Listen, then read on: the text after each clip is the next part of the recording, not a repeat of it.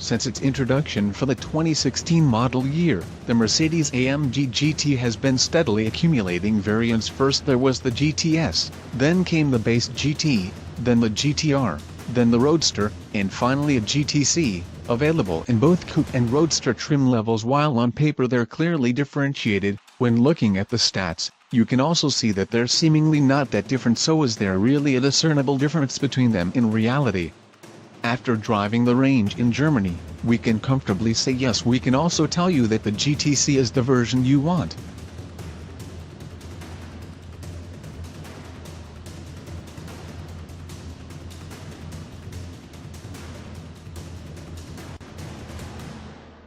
The Mercedes-AMG GTC is the happy medium between the track-hungry GTR and the lesser GT and GTS versions. This is clear even just by looking at the car. Though it shares the normal nose of the entry-level GTs, the GTC has the widened hips of the GTR. The rear bumper is unique to the GTC, since it features extra vents like those on the GTR, but not the full diffuser and center exhaust. This blend of normal GT and GTR on the outside sets the stage for how the car drives. Under the hood is the familiar twin-turbocharged 4.0-liter V8 used across the GT line.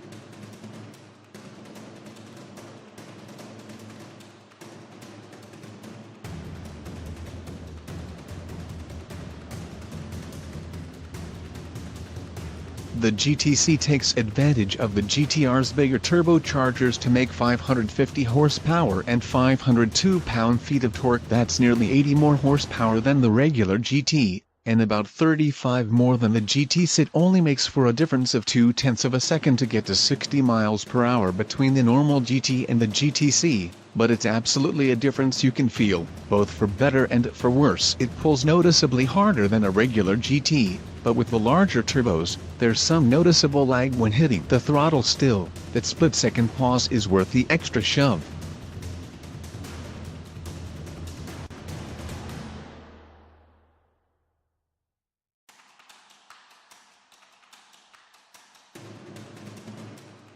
The GTC's engine also breathes through a standard AMG performance exhaust, which is an option on lower-spec GTS. Even if you don't spring for a GTC, this exhaust should be considered required. The simple fact of the matter is that the 4.0-liter Mercedes V8 isn't as charismatic as, say, the supercharged V8 in the F-Type SVR, or the flat plane crank-equipped Shelby GT350. It's effective, but mildly characterless. You know it's a V8, but you couldn't tell where it came from.